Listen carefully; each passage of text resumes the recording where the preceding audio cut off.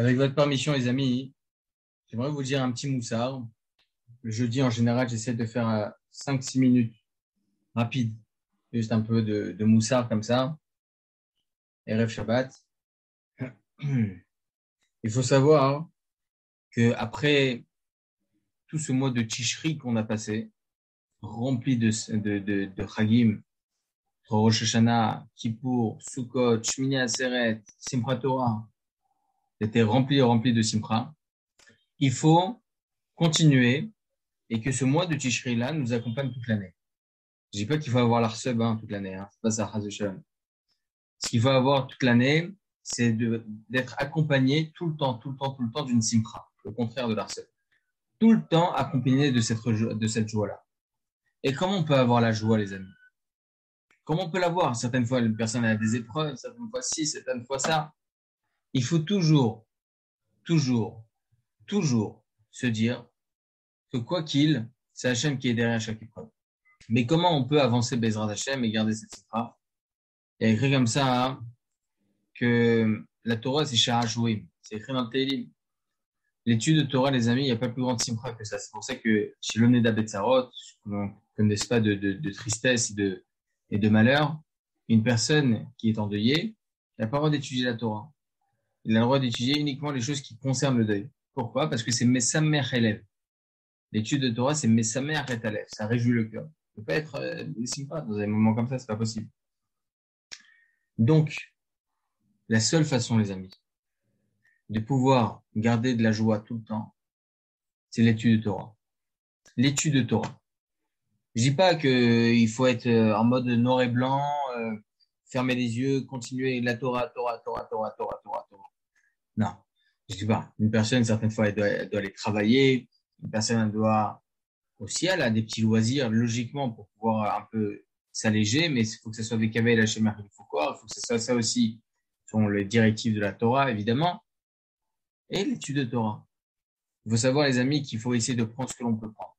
Hier, on était au tout début des lois de Shemitah. Évidemment, c'est une image. Ça passe tellement vite, l'année. Elle est passée tellement vite, cette année de Shemitah. C'est inimaginable. Inimaginable, les amis, combien l'année, elle est passée vite. Il faut essayer d'attraper ce qu'on peut rattraper. Chaque instant. Lorsque Maran Rabbeinu Ovadia Yosef, Zichron Tzadik Yosef Racha, Zchuto Tagen Aleinu, dans quelques jours, c'est ça, Hiloula, lorsqu'il était en deuil, 6 mois avant son décès, il était en deuil sur son fils. Rabbi Yaakov, son fils, il est décédé 6 mois avant lui. Il avait la maladie, Hachem Ishmael, top. Lorsqu'il était en deuil sur son fils, on se dit, un homme de 93 ans, quand même, être endeuillé sur son fils, il va mourir, c'est pas possible. Il peut pas tenir. Il y a un rave, comme la plupart, moi-même, je me souviens, j'ai été au Shiva, etc. Bon, ceux qui habitent en Israël, c'était simple. Et c'est vrai que il y avait des horaires. Il y avait une tente en bas de la maison du Rav Ovadia, où là-bas, il s'asseyait avec tous ses enfants, le Rav Yitzhak Yosef, le Rav David Yosef, le Rav Moshe Yosef. Il s'asseyait là-bas pour que les gens viennent et voilà, des Nichum Avelim, c'est-à-dire des consolations. Il y avait des horaires. Il y a un Rav qui est parti, Bédiouk, à l'horaire où il devait être là-bas. Il y avait tous les enfants du Rav Ovadia, sauf lui-même. Le Rav Ovadia n'était pas là. Ce Rav, il demande au Rav Yitzhak Yosef, Shivadel Achem Tovim, il lui dit, où il est le Rav? Il dit, il a dû monter, il n'était pas bien. Il dit, qu'est-ce qu'il a? Il dit, je suis pas bien, j'arrive pas à respirer. Qu'est-ce qu'il a fait, le Rav Ovadia? Il dit qu'on me dérange pas. Pendant 4 heures, il s'est enfermé dans sa chambre. Il a étudié le Chod Shabbat. Alors, il y a deux choses qui me choquent. Premièrement, on peut pas étudier la Torah. En tant qu'Avel, en tant qu'endeuillé, on peut pas. Et deuxièmement, deuil de son fils. Pour être mieux, il est obligé d'aller étudier la Torah et Chod Shabbat. Quel rapport avec Chod Shabbat?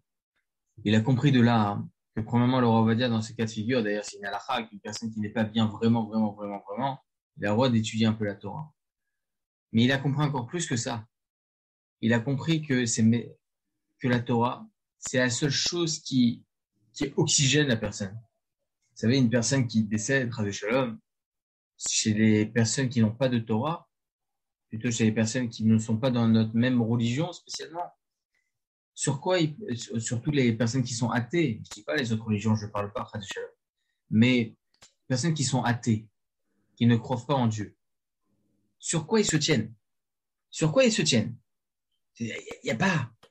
Alors, il meurt, le lendemain, il part au travail, quelques jours après, il se pend. Il n'a pas. Il n'a pas. Sur quoi il se tient? On a, Baruch Hashem, ce cadeau extraordinaire qui est la Torah, mais qui est aussi Akadosh Baruch Hu.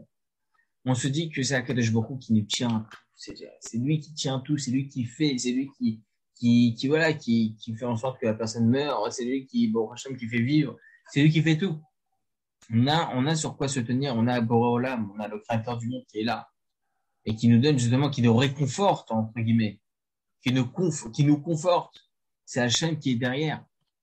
Lorsqu'une personne, elle sait ça, et Baruch Hashem, elle étudie la Torah, et que cette Torah, c'est devenu un oxygène pour lui, un élixir de vie, il ne peut pas se tenir sans Torah. Et les amis, c'est ça. Lorsqu'il y a écrit dans le Teilim que la Torah, c'est Sam Chaim, c'est un élixir de vie. C'est quoi un élixir? Sam, ici, c'est comme une potion, c'est une drogue. Sam, c'est une drogue. Eh bien, c'est vraiment ça. Et une personne ne peut pas tenir sans Torah. Certaines fois, la personne ne se sent pas bien même sans Torah. Il faut arriver à ce niveau aussi, hein, mais c'est ça. Une personne qui arrive à ça, les amis, Baruch Hashem, il sera joyeux toute sa vie. Et c'est ce qu'il faut retenir du mois de Tishri, où on était de Bessimcha, etc. Après, Simchat Torah, ça redescend un petit peu, évidemment, heureusement. On va pas danser dans la rue quand même. Mais c'est important de toujours garder cette Simcha. Parce que la Simcha, la joie que l'on va avoir, je ne suis pas Breslev, hein, mais la joie que l'on va avoir tout au long de notre vie, tout au long de notre année, va nous porter, déjà moralement. C'est extraordinaire d'être toujours joyeux. Extraordinaire. Deuxièmement, pour ceux qui sont mariés, le couple, même s'il y a des problèmes, lui, il va savoir ne pas se mettre en colère, parce qu'il sera toujours Bessimcha.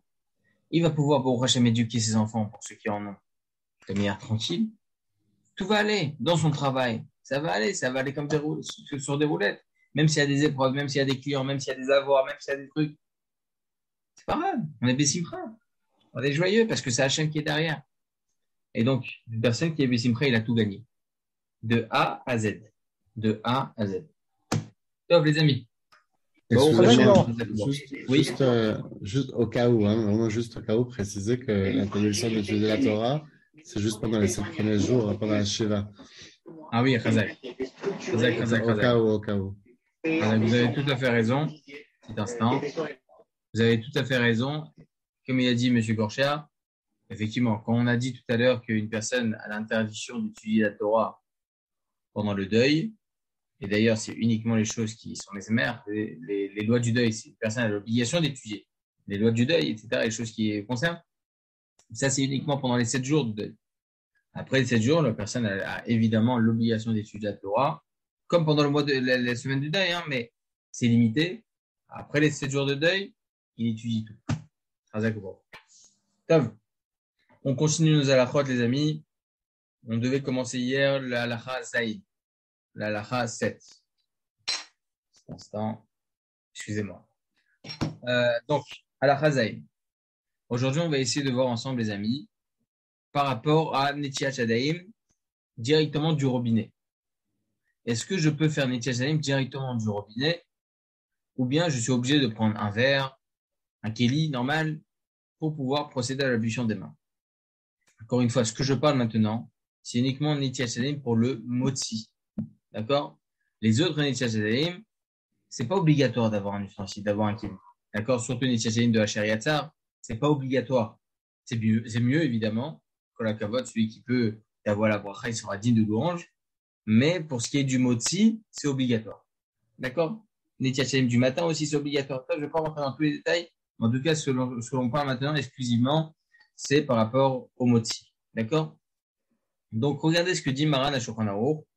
Pour ceux qui ont, grâce à David Lévy hier, ceux qui ont le dossier, c'est la page numéro 1, si je ne me trompe pas. Non, la page numéro 2. La page numéro 2. D'accord? Il est écrit comme ça. Halacha Zayin. Alors, halacha Zayin. Tsarir she'avo hamayim mikoach noten. On va voir les sources, évidemment. On va comprendre la raison d'être de cette halacha. Mais ce qui nous importe maintenant, c'est la halacha les maaseh. Ce qu'il faut savoir. Tsarir she'avo hamayim mikoach noten. il faut que l'eau soit versée sur nos mains par l'intermédiaire de la personne elle-même. L'efficar, c'est pour cela, tout va être expliqué, ne vous en faites pas. L'efficar, sinor shedole maim minayer veshofer bo ונמשכים ממנו המים להשקות השדה, אינו יכול ליתן ידיו לתוכו כדי שיקלחו המים עליהם, מפני שאינם מים בכוח האדם. שכבר פסק כוח השופך. Alors, je vais vous expliquer en vous donnant l'image de cette halakha, car cette image-là, elle est expliquée par Rashi dans la Gemara. On va la voir après la Gemara, mais pour l'instant, je vais vous dire comment ça se passait à l'époque. À l'époque, ils avaient des champs, ok? Et évidemment, ils n'avaient pas des trucs automatiques et tout ça, l'eau qui se déverse automatiquement. Donc, comment ils faisaient? Ils avaient comme un sillon en argile ou bien en ferraille qui était assez long, qui était au-dessus d'une grande courbe. Ils versaient avec un seau l'eau à l'intérieur de ce sillon-là, cette eau se déversait ensuite sur une grande plaque ou bien sur plusieurs gros sillons qui se déversaient au fur et à mesure dans tout le champ, comme ça. Et donc là, l'eau se déversait automatiquement un peu de partout dans le champ. D'accord? J'essaie d'imager un peu si vous avez bien compris. En tout cas, comme ça que ça se passait à l'époque. D'accord? Donc maintenant, vous voudrez savoir, est-ce que le fait de mettre les mains, par exemple, en dessous du premier ou du deuxième sillon, est-ce que ça pourrait être considéré comme une ablution des mains ou pas? Alors là, il vient nous dire Rashi. C'est Rashi en réalité. Il rapporte les mots de Rashi. Il dit comme ça, les fikar tsinor shedole maim minayer veshofer bo. Donc, il prend l'eau de la source, ok, du fleuve. Ensuite, cette eau-là, il va la verser dans le premier sillon, qui ce sillon va se déverser en 50 autres sillons, d'accord, pour être déversé dans tout le champ. Est-ce que le fait de mettre mes mains sous le premier sillon, il y a l'eau qui va être déversée sur le sillon et ensuite directement dans mes mains, est-ce que ça peut être considéré comme l'étiage des mous? Il nous dit ici, la chose suivante. Les fikar tsinor shedole maim minayer veshofer bo ונמשכים ממנו המים להשקות השדה. אינו יכול ליתן ידיו לתוכו כדי שיקלחו המים עליהם. Il ne peut pas faire ça. Il ne peut pas mettre ses mains sous le premier sillon. Pourquoi? מפני שאינם באים מכוח אדם. Car cette eau-là ne vient pas par la force de l'homme. Évidemment, la source en premier, ça a été versé par l'homme, peut-être.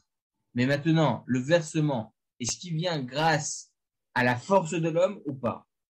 Il dit sinon.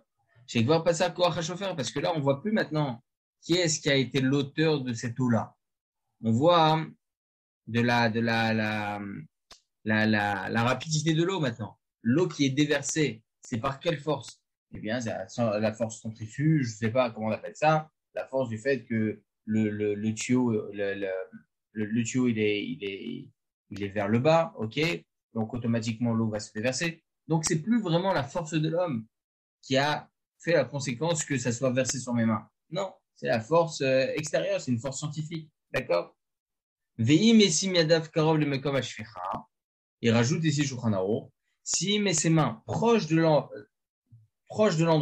où l'eau va être versée en premier lieu par le seau directement, ok? Même s'il ne met pas de suite en dessous le seau. Mais voilà, il met à côté, pas loin. On peut considérer ça comme des tzidaïm. Tant qu'il est vraiment proche du seau, on peut considérer encore comme étant la force de l'homme. Je laisse, messieurs, la suite de ce Shulchan Aruch. Sur ce premier Shulchan Aruch, on va essayer, Bezrat Hashem, de développer tout notre sujet, et Bezrat Hashem, tout ce qu'on a besoin de savoir à la Chalemas. Alors, avec votre permission, les amis, vous allez prendre la page numéro 1 dans le dossier que je vous ai envoyé, le premier dossier. OK? On va reprendre le Kitsur Bet Yosef, le premier dossier que je vous ai envoyé, l'alinéa Zayin. Donc, Kitsur Bet Yosef, alinéa Zayin, la première page que je vous ai envoyée, alinéa Zayin. Tout ça, messieurs, donc c'est un abrégé du Bet Yosef, donc de Rabbi Yosef Karo, c'est très important parce qu'on voit la source, la marloquette dans Yershonim, et d'où on apprend chaque chose. C'est important de décortiquer tout ça. Alors, tout d'abord, c'est écrit comme ça. Tsarech Shavua Amaim, etc. Pasak Koach HaShofer, top. C'est les mots du Shulchan Aruch. Ita Begmara. C'est rapporté par la Gemara dans le traité Choulin 107a. Kouzaïn Amudalef. Ay Ariata de Dalai, En Notrim Memeno le Yadaim, de Lo Atum Mikoach Gavra. C'est la Gemara. Un seau qui a été versé dans un sillon, on ne peut pas considérer maintenant sous le sillon, maintenant faire Netilat Yadayim en tout ça, parce que ça ne vient pas par la force de l'homme. Au Piresh Rashi, c'est ce que je vous ai expliqué dans Rashi, hein, donc on n'a pas besoin de tout refaire. Sinor chez Shofrin Lomaim Minayor Bedli Veomolich Maim Lesadot. Donc en fin de compte, cette eau-là va se déverser dans les champs. La tête Yadav et Toko, on ne peut pas mettre ses mains à l'intérieur et laisser les mains se faire verser de l'eau directement par ce sillon. Des laves kor mais kor gavra à tout. Car cette eau-là ne vient pas par la force de l'homme. Shekvar avar kor hachofer. Car le premier qui a versé l'eau, maintenant c'est plus sa force là hein, qui va faire verser l'eau, c'est les autres forces qui sont extérieures. Ve'enkan lonitila velodvila. Je ne vais pas rentrer dans ce détail spécialement. On délaisse le premier les guillemets, les encadrés. Veuva Batour, donc c'est rapporté dans le tour. Vekata Vagot, Maïmoniot, les amis, c'est un des commentateurs du Rambam, qui est rapporté par le Rambam. Dea de Bainan Koar Gavra, Nav Kalan, d'où on apprend Koar Gavra. D'accord, très bien, Chachamim, vous êtes extraordinaire. Vous nous avez dit maintenant qu'il faut obligatoirement laisser que ce soit la force de l'homme qui fait verser l'eau. Mais d'où tu apprends ça? D'où tu l'apprends? Alors, rapporte ici, c'est écrit dans la Torah. C'est écrit quoi dans la Torah? En tout cas, du moins, ils l'apprennent de la Torah.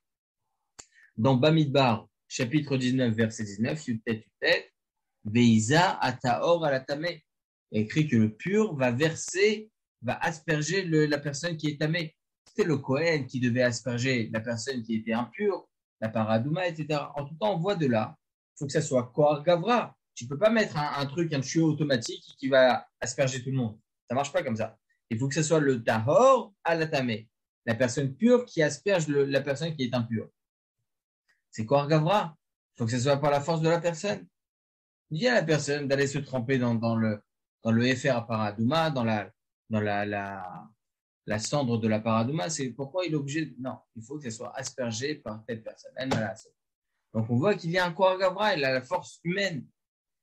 C'est pour ça, les amis, qu'on apprend de ce passouk-là, qui est même pour Netilat Yadayim quelque chose de bien plus souple que la paradouma et Touma Vetahara qu'on voit dans la Torah, bien plus souple, parce que Netilat Yadayim, tout ça, c'est un ordre de Rabbanan, très important certes, mais d'ordre rabbinique. Quand bien même, on apprend de Veiza Ataor Latameh, un des paramètres importants de Netilat Yadayim, il faut que ce soit Koar Gavra, que ce soit par la force de l'homme. Donc, on a déjà vu plusieurs paramètres. On a déjà vu le premier paramètre qui est évidemment sine qua non, qu'il faut que ce soit obligatoirement un keli, un ustensile. D'accord? Il faut que dans cet ustensile, on puisse mettre une quantité minimum de 81 grammes. D'accord? Très bien. Troisième paramètre qu'on vient de voir maintenant, il faut que ça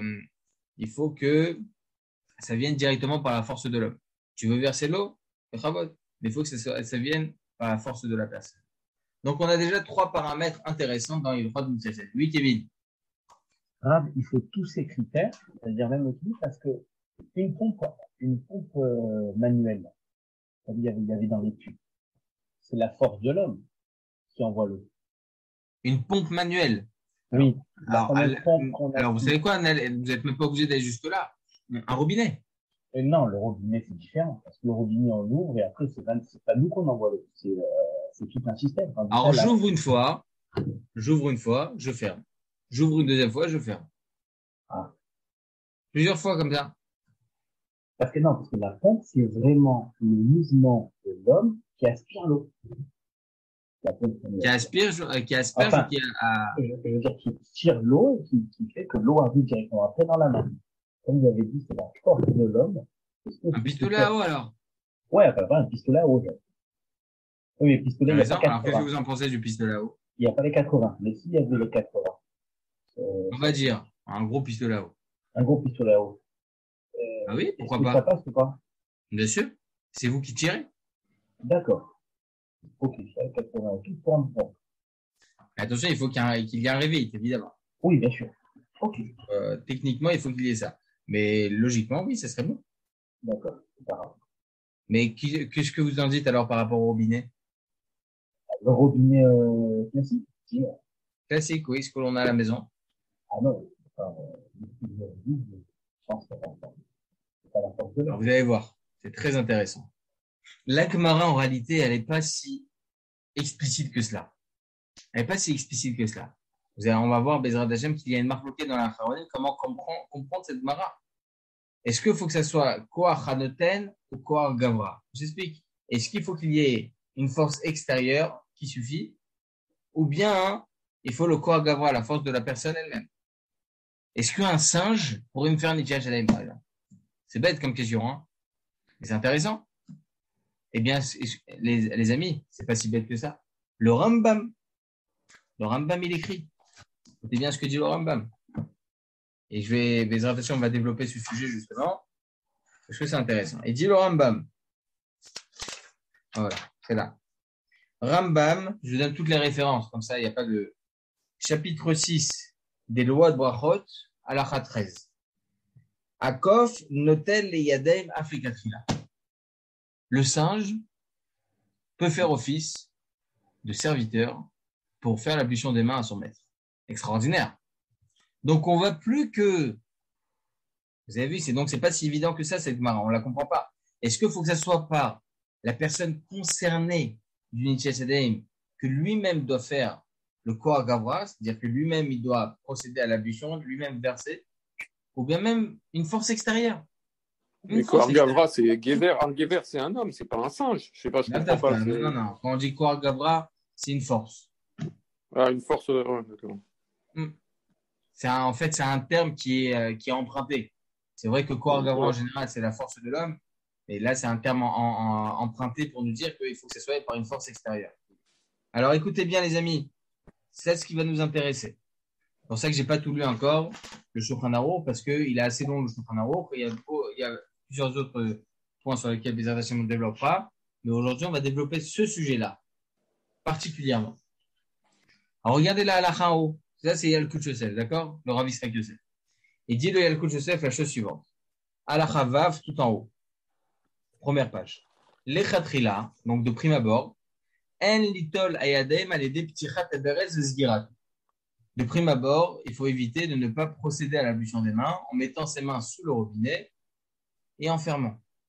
Et là, litol est décli, mais il devrait utiliser un ustensile. Au mikol mekom. Cependant, Amekel basé Beshaat Atrak, celui qui veut être plus souple sur ça en cas de force majeure, chez En Lokli Lenetila, comme par exemple il n'a pas d'ustensile pour faire le Tchadem, Alede Pticha Bezgirat Aberez Bechol Shvecha Beshvecha Shaliadav, en ouvrant et fermant le robinet à chaque fois qu'il a envie de se verser sur une première main, il a envie de faire 3 fois comme ça. Yesh lo al milismor, Yesh lo al malismor, chez Ismor. Il a sur quoi se tenir. Mais attention. Il dit qu'il faut que de cette robinetterie, d'où elle sort l'eau, elle sort d'un ballon d'eau qui se trouve plus haut, en hauteur, pas en bas. Parce que si c'est en bas, c'est un compteur électrique qui tourne, c'est un truc électronique qui fait que l'eau, elle peut monter facilement. Comme ça que ça se passe dans la plomberie. D'accord? Donc, en fin de compte, il n'y a plus de Koach Adam. Il n'y a plus la personne. La personne n'est plus considérée comme l'auteur de l'ouverture, etc. En tout cas, les amis, on voit de là qu'en cas de force majeure, on peut faire comme ça, c'est-à-dire mettre les mains sous le robinet, fermer, ouvrir, fermer, ouvrir, fermer, ouvrir. Pourquoi? Pour quelle raison? Alors écoutez bien les amis, ça, Bezrat Hashem, on va essayer de développer ensemble aujourd'hui rapidement. Parce qu'il y a beaucoup de choses à savoir, il y a beaucoup de points à développer. Et il y a 3 problématiques qui pourraient se tenir dans notre cas à nous, sous le robinet. Écoutez bien les 3 cas. Regardez la linéa Zayin en bas dans les notes. Benidon Didan, donc dans ce cas de figure par rapport à la robinetterie, à mon évier, il y aura 3 points sur lesquels on pourrait se poser une question. Yesh ladoun mitzad shlusha inyanim. Aechad, donc Aleph. I chashiv kenetila aba mekor gavra. Donc la première question que nous on s'est posée. Est-ce que le fait d'ouvrir, fermer, ouvrir, fermer le robinet, est-ce que c'est considéré comme la force de l'homme? Première question qu'on s'est posée. Mais regardez, ça va encore plus loin. Bête, donc bête, donc deuxième ligne là. Est-ce que la robinetterie est considérée comme un ustensile? C'est un des paramètres de Nitya Shadaim. On a 3 paramètres pour le moment. Avec un ustensile, que cet ustensile puisse être un récipient qui peut contenir 80 grammes, Et troisième paramètre, il faut que ce soit par la force de l'homme, le versement. D'accord? Donc moi, j'ai besoin de savoir le premier paramètre. Est-ce qu'il est en bonne et due forme? Est-ce que la robinetterie est considérée comme un kéli? Si c'est pas un kéli, c'est pas un kéli. Donc, ça commence même pas notre question. Et troisième problématique qu'on peut se poser, ok, je vais rapide parce qu'on n'a pas beaucoup de temps. Dernière ligne du paragraphe qu'on est en train de dire. Gimel, troisièmement, c'est un sujet que les professeurs vont développer aussi. D'accord? Alors regardez, dernier paragraphe de cet alinéa. Vine Bagmara Bababatra. C'est rapporté dans le traité Bababatra 67b. Samer Zayin Amoudbet. Baé Rav Yosef. Rav Yosef, il se pose une question. Vous savez, Rav Yosef, il était aveugle. Et il a écrit comme ça dans la Gemara que lorsqu'il entendait les marches de sa maison grincer, il savait que c'était sa mère qui était en train de monter, il se levait. Regardez l'importance de cette mise-là. Bayer Rav Yosef, il se pose la question Rav Yosef. Richev la diar ben aistroboel. Alors ça, messieurs, ce sujet-là, je ne vais pas le développer parce que c'est très très long, c'est dans les Chotzraïm, etc. C'est pas le moment, mais regardez ce qui nous importe à nous. Mikan lamad besefer ha'aguda. Donc deuxième ligne de ce paragraphe. De là, il apprend le Sefer HaAguda, le livre, donc le Sefer HaAguda. She'en litol ma'im la'achilam me'otam avanim she'esh la'em bet kibud benegbe ou bakotel. Vous aviez à l'époque, sur les murs, vous aviez comme des récipients en verre qui étaient collés au mur. Il y avait là-bas comme une petite ouverture, comme un petit robinet qui s'ouvrait, qui se fermait. Et il disait là-bas que le Sefer HaAguda, qu'on n'a pas le droit de faire un Netziat Yadayim avec ça. Veishlaim Barza, pour quelle raison? C'est rapporté par la Gemara là-bas parce que c'est collé au mur. Et alors, regardez, écoutez bien.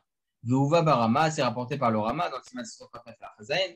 Vekvar Iksha Tourezav Share Salka Beteku Elamad Echmir Benetziataim Shidera Banan Akol Safek Benetila et Benetziataim Mazgan Kula qui est à Matiti Naïm Beshuta Ugata Kosem. Je vais rapide. D'accord? Mashiketabli Hachel Bazé. Donc la Gemara que l'on a vu ensemble. Vous allez voir c'est quoi le point sur lequel on pourra avoir un problème. Mais cette Gemara on l'a déjà lu. Mais on va la relire. Amar Papa, ay ariata de dalaay en notlim menu liyadem de lo atum mikor gavra. Veim ekarav legabedula de karatum mikor gavra notlim menu liyadem. Vei bazia dula. Amar le Rav Sheshet la mimar kavdita amna amar le ein. Arzuta amarle in, bedale veo atzmo molech maim les sadot, pardon, ashura amarle in. Donc, ça on a vu tout ça les amis. Ce que j'aimerais les amis qu'on mette en évidence. J'aimerais pas tout lire spécialement dans les mots, parce qu'il y a des choses qui sont pas si importantes que cela dans notre sujet. Ce qui m'intéresse les amis, c'est les deux premières questions. Première question, est-ce que le fait de mettre le robinet comme ça, ouvrir, fermer, est-ce que c'est considéré comme Korah Gavra, la force de l'homme? Et deuxième question, très importante, les amis. Est-ce que le robinet est considéré comme étant un ustensile? Alors, regardez, il nous rapporte une Gemara, un traité Bababatra, sur laquelle le Sefer HaAguda, un des grands rishonim, il nous dit que tout ustensile, tout récipient qui est collé à un mur n'est pas considéré comme étant un récipient. Pourquoi? Parce que ça n'a plus l'utilité d'un ustensile. Un ustensile, c'est toute chose qui est mobile. Ok, tout ce qui est mobile, alors on déplace, etc. C'est un ustensile qui fait telle et telle chose. Mais lorsque vous avez un objet qui est immobile, on ne peut plus le considérer comme étant un objet parce qu'il est raccordé directement au mur. Il n'a plus un effet qui est important de déplacement, etc. Donc, c'est plus considéré comme un ustensile. J'essaie de vous l'expliquer dans notre langage. Hein. C'est expliqué bien évidemment autrement, mais dans notre langage. D'accord? D'ailleurs, même pour votre villa de Kélim, une personne qui a un ustensile qu'on utilise en général avec l'électricité. Un grille-pain, ok, par exemple, ou un toaster. Un toaster, on va dire. Il y en a certains qui pensent qu'étant donné que tu n'utilises qu'avec l'électricité, tu n'as pas besoin de faire un Dviat Kilim. Tu n'es pas obligé, même si tu l'as acheté maintenant, tu n'as rien besoin de faire. Tu n'es pas obligé d'enlever les plaques et de les tremper les plaques. Pourquoi? Et étant donné que l'utilisation c'est uniquement avec l'électricité, donc en l'occurrence, Mechouba, quelque chose qui est raccordé à la terre, en quoi tu n'as pas besoin de faire un Dviat Kilim? Tu n'as pas besoin. C'est un corps raccordé à la terre. Tu n'as rien besoin de faire tout ça. Tu n'es pas considéré comme un ustensile. À la Khalemassé, c'est pas comme ça. À la Khalemassé, Maran Rabbeinu Yosef dit que toute chose électronique, on le donne à un goy, on fait kinyan, on fait une acquisition à un goy, etc.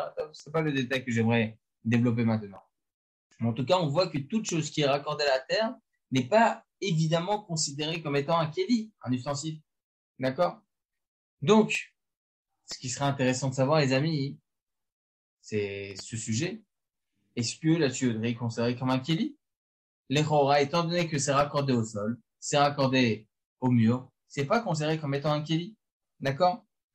J'aimerais vous lire, les amis, les quelques dernières lignes de cette première page. 2, 4, 6, 7 lignes avant la fin. Les Rishonim, ils se posent la question sur la Gemara que l'on a vue au préalable, dans la Gemara, dans cette Echouline. D'accord? Et il dit la chose suivante. Ibainan Shamaim Yavo Aliado Mikoach Adam Amash, Odedai Bekoach Noten, Afilu Kof Balcha. Ça, on l'a dit, on a rapporté le Rambam maintenant. Est-ce qu'il faut que ce soit uniquement par la personne qui est concernée par un Etiachédem ou bien même par une force extérieure? Alors, on a rapporté le Rajba, le Rambam, lesquels pensent qu'effectivement, même par quelque chose d'extérieur, on peut se permettre de faire un Etiachédem. Et d'ailleurs, les amis, écoutez-moi bien. Regardez ce qui est écrit. Mais la reine Passak, le Rambam, Shakov, Notel et Yadaim a fait quelqu'un. On a vu ici que le singe, il peut faire Netiach Yadaim. Donc, 2 lignes avant la fin. Baïm, Shem, Beravad, Bekesedite, Bechet, Passak, Maran, Abed Yosef.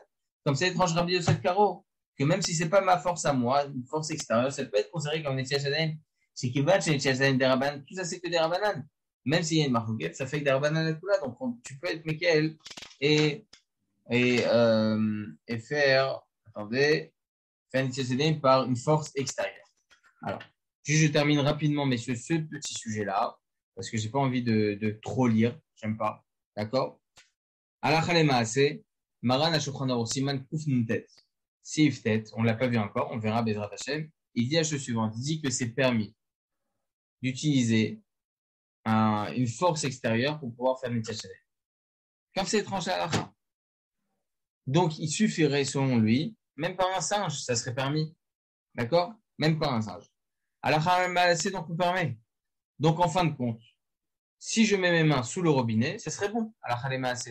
Pourquoi? Parce que c'est vrai qu'il y a une force à l'intérieur, etc. Mais en fin de compte, c'est moi qui ouvre et qui ferme le robinet. D'accord? Mais pourquoi alors le Rav Yisraël Yosef, il tranche à l'Alacha qu'il fait uniquement en cas de force majeure? Par rapport au deuxième problème. Pas par rapport au premier problème. Par rapport au deuxième problème. Est-ce qu'on considère une robinetterie comme étant quelque chose qui est mechoubar, comme étant quelque chose qui est raccordé au mur, et donc par extension, ça serait problématique ou pas?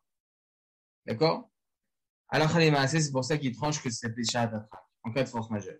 Mais est-ce que c'est considéré comme mon propre corps, ma propre force en ouvrant et fermant? Oui. Comme ça, on tranche à la comme ça, il tranche aussi Marana Shukranaro. La problématique, c'est par rapport au mur. Étant donné que c'est une robinetterie, ça prend. Alors, c'est uniquement Bécha Adatra en cas de force majeure, j'ai le droit de profiter de cela. D'accord? De faire comme ça. Est-ce que messieurs a des questions? J'espère avoir été clair, parce que je sais que c'est un sujet assez long, mais j'essaie de l'abréger. Alors, ou bien j'en ai lâché quelques-uns. Non, c'est clair. Non, je vous écoute. Ah, c'est gentil. C'est gentil. Dan, ça vous va très très bien l'avoir comme ça. Même si vous avez j'ai réussi à me tenir. Ah, Razak. Kolakavod. En tout cas, les amis, c'est pour ça que si une personne n'a pas d'ustensile, elle a la possibilité de mettre ses mains sous le robinet, ouvrir, fermer à 3 reprises pour chaque main, et c'est bon. D'accord? Mais c'est uniquement si vraiment il n'a pas d'autre ustensile. Vraiment, il n'a rien. Même pas un verre. Mais s'il a, il ne peut pas se contenter de faire ça. Il est obligé d'utiliser un verre pour pouvoir faire un utilat. Il y a une marloquette, les amis, sur l'opinion du Shulchan Aruch maintenant.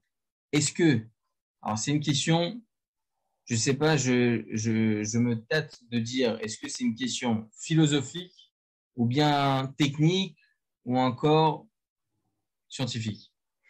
C'est une question qui est rapportée par le Magen Avraham.